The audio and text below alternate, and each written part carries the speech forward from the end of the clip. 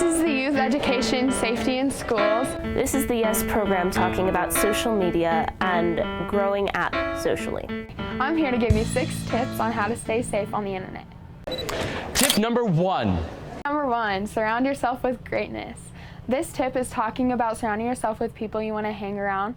If you're hanging around someone that's bad, then everyone's going to think you're that type of person, which you may not or you may be, but you just want to surround yourself with good people so people want to hang out with you guys. And you also want to surround yourself with good apps because you want to be a good leader to the younger kids. And if you're on your phone and you're on apps that you shouldn't be exposed to at your age, then you're going to be seen as a bad person. So basically that's saying surround yourself with people that will help you strive to do good, and apps that are appropriate. Some apps aren't, and that leads to suspension, expulsion, future jobs not being able to have been acquired. You can't get into colleges. So if you surround yourself with greatness, then you can get into good colleges and have a secure future for yourself and for other people. Tip number 2. Okay, tip number 2, go out of your way to make someone's day.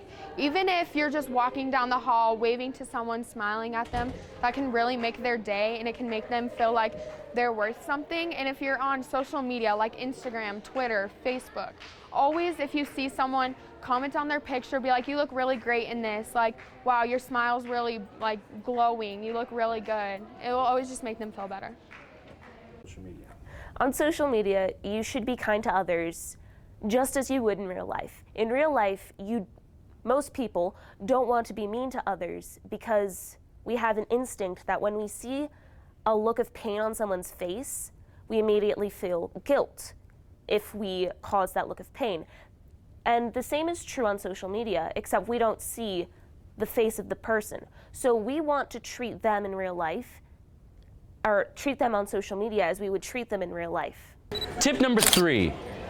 Okay, tip number 3, care what you share. This is really important because if you're sharing something bad, it can lead to bullying, and cyberbullying is like a really big thing right now, and it's leading people to suicide. So you really need to care what you share. Like if you're with someone who's commenting something bad, you really need to be like, you know, that's gonna lead back to the type of person you are, and you just need to make sure you're setting a good example. So if you're sharing something good, that's really gonna set a good example for everyone who sees that post. Webcams are really important what you care what you share, because if you're like putting something out on the internet and on a webcam you're doing something bad, that's always going to be on the internet and it's never going to go away. It's going to be able to be traced back. Someone's going to re-upload the video, and if you're doing something bad, it's going to come back to the type of person you are and haunt you for the rest of your life.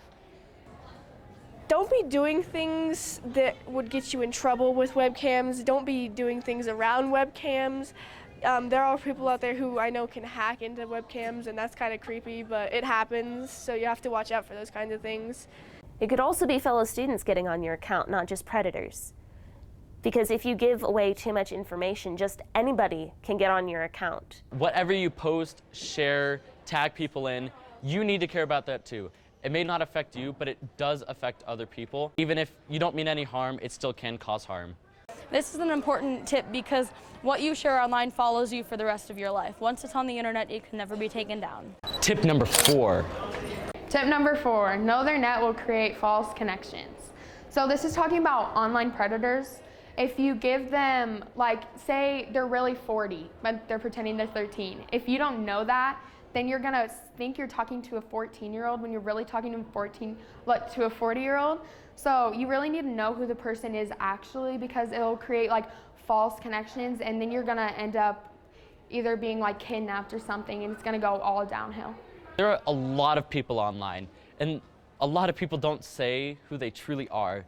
They're called predators, and they try and lure you into doing something that's really bad. So basically, go on places you know. If you don't know the website, if you're not familiar with it, don't go onto it. Predators online go out of their way to make themselves seem friendly and maybe your age. So if there's somebody you don't know on social media, you don't know anything about them. If they say they're 15, they could really be 50. You just don't know.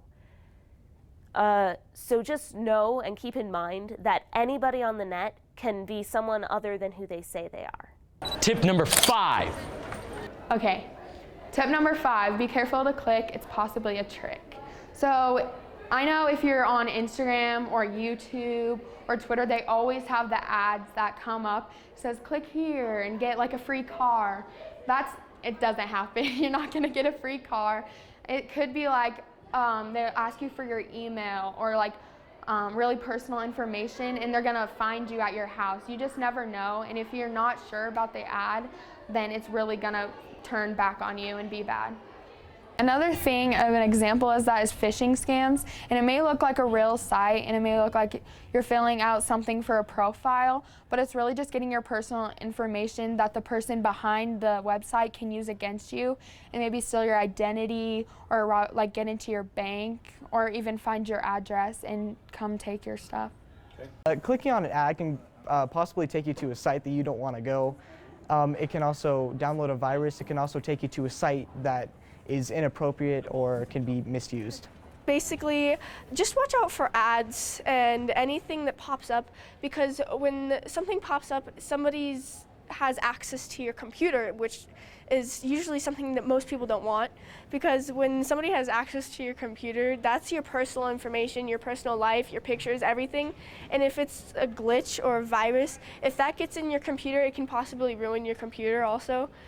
Tip number 6.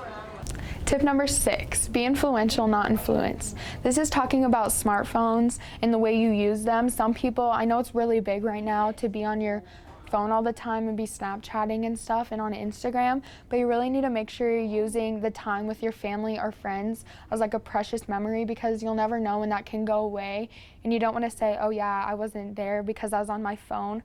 And if you're gonna be using sites like this, you really need to make sure you're gonna spread positivity and influence people that are younger than you to be better than what they are right now.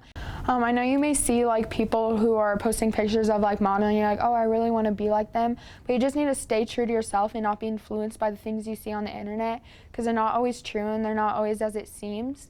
So you just need to influence people about your positivity and not go off of others. And I think this is an important one, especially for the younger generation, because we're really easily influenced. And I myself realize when I'm on social media, I become very, very influenced, but you want to be the person who's influencing others to do great things, because when you do great things, the world becomes a better place, no matter how small they are. If you're inspiring people to become better people, you're basically becoming someone that people want to be, and that's something that you should strive for, because being a follower compared to being a leader are completely different things, and you just want to know that you left a mark on someone, because that's something really cool to know, especially when it's someone who appreciates what you've done. And when you see other things like other people posting things and you think that would be cool, sometimes you can follow trends, I mean, if you want, but things like drinking and drugs and all those kinds of things you should stay away from, no matter how cool superstars or your friends make them look. They're not as cool as they seem, and you should stay away from it. So, yeah. In this age of technology, we are on our phones pretty much all the time. And sometimes we forget that there are real people standing right next to us when we're scrolling through our social feed on Facebook. What we need to be careful of is getting too invested in social media, being influenced by social media and our phones and electronics in general. We need to be influential in the world and not be influenced by social media. We need to be careful that we are making connections with people in real life and not just with people through our phones.